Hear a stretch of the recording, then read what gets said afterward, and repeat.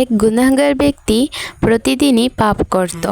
সে মদ খেত, জিনা করত, নামাজ ছেড়ে দিত, গালি দিত, যেন গুনাহ তার অভ্যাস হয়ে গিয়েছিল।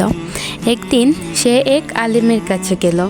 বলল, হুজুর, আমি আর বাঁচতে চাই না। আমি জানি আমার জন্য আল্লাহর কাছে কোনো মাফ নেই। আমি শেষ হয়ে গেছি। আলেম চুপচাপ তাকিয়ে রইলেন। তারপর বললেন, তুই জানিস, আল্লাহ নিজে বলেছেন, হে আমার বান্দারা, যারা নিজেদের উপর জুলুম করেছ, তোমরা আল্লাহর রহমত থেকে নিরাশ হও না।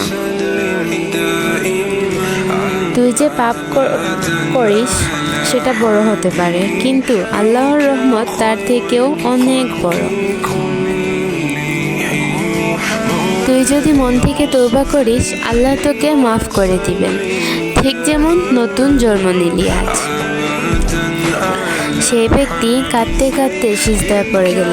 বলল, হে আল্লাহ, আমি ফিরে এসেছি। আমার পাপের বোঝা নিয়ে আমি তোমার দরজায় এসেছি। আমাকে ফেলে দিও না। আল্লাহুম্মা গফিরলি ওয়ারহামনি ওয়াতুব আলাইয়া ইন্নাকা আনতাত তাওয়াবুর রহিম। হে আল্লাহ, আমাকে মাফ করে দাও, দয়া করো এবং আমার তওবা কবুল করো। তুমি তো পরম দয়ালু, তওবা কবুলকারী। আল্লাহুম্মা আমিন।